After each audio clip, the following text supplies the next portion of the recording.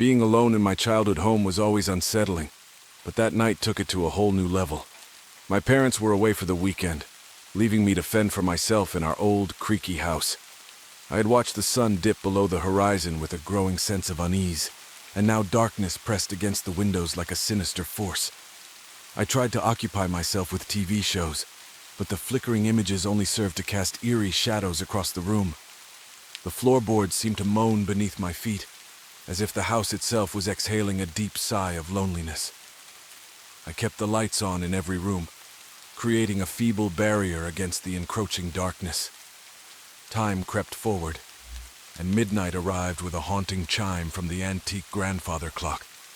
I wrapped myself in a blanket, sitting on the couch with my heart racing. Every little sound amplified in the stillness, branches tapping the windows, the distant hooting of an owl, and the inexplicable rustling that seemed to emanate from the very walls. I knew I couldn't stay on the couch forever. With trembling legs, I forced myself to my feet and began the journey upstairs. The staircase stretched before me like a yawning abyss, each step protesting with a haunting creak. I ascended, the weight of the silence heavy on my shoulders. Entering my childhood bedroom should have been a relief, but the air in the room felt thick and suffocating. The dim light from the hallway cast elongated shadows that danced ominously on the walls. I turned on the bedside lamp, hoping its warm glow would chase away the encroaching darkness. I slipped beneath the covers, my pulse gradually slowing as I convinced myself that I was safe. But just as I began to drift into an uneasy sleep, a whisper, faint and chilling, slithered into my ears. My body went rigid, and I strained to hear it again. There it was, a soft, sibilant voice, as if someone was standing right beside my bed, whispering secrets from beyond. My heart pounded like a drum in my chest, each beat echoing in the silence. Fear paralyzed me, rendering me unable to move, speak, or even breathe. The whisper continued, words indiscernible but filled with an otherworldly malevolence. I clutched the covers to my chin, my eyes darting around the room in search of the source.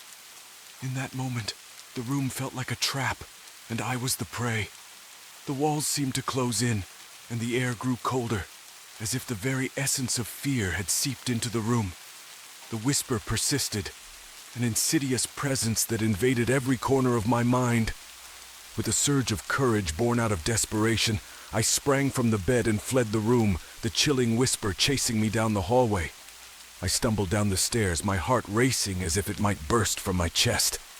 I burst through the front door into the night, the cold air a shock to my senses. Outside, the darkness was just as unsettling, but somehow it felt like a refuge compared to the horrors within the house. I huddled on the porch steps, phone clutched tightly in my trembling hands, praying for the safety of the approaching dawn.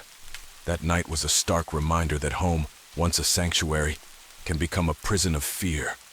And even when you're alone, you're never truly alone in the shadows that dwell in the silence. The chill of the empty house clung to me like a second skin. My parents had left for a weekend retreat, leaving me alone in our secluded cabin nestled deep within the woods. The thought of solitude had seemed exciting at first, but now, as night settled in, an unsettling unease crept into my mind. I huddled on the living room couch, cocooned in a blanket, trying to drown out the symphony of rustling leaves and distant animal calls. The dim light cast flickering shadows that danced along the walls, conjuring figures that my imagination was all too eager to turn into monsters. I attempted to distract myself with a movie, but every creak and groan of the house sent my heart racing. The rhythmic tap of a loose shutter against the window pane echoed like a distant drumbeat, creating a discordant melody with the wind's mournful howls. Hours seemed to stretch into an eternity as the clock's hands crawled toward midnight. An unsettling sensation prickled at the back of my neck, urging me to glance over my shoulder. I tried to laugh off my anxiety, chiding myself for succumbing to irrational fears. But then, a shadow shifted in my peripheral vision, and I whipped my head around, heart thundering. The corners of the room seemed darker, deeper, as if they held secrets too sinister to be revealed. I squinted, searching for the source of the movement, but nothing greeted my gaze except the same old furniture and dimly lit corners. Swallowing hard, I decided it was time to retire for the night. I gathered my courage, clutching my phone like a lifeline as I ventured upstairs. Each step felt like an eternity, the floorboards creaking in protest beneath my weight.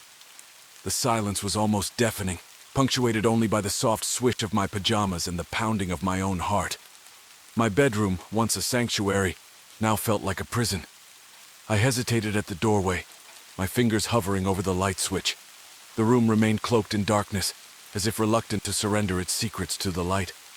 I finally mustered the courage to turn on the light, banishing the shadows to the corners. I crawled into bed, pulling the covers up to my chin, as if they could shield me from the encroaching darkness.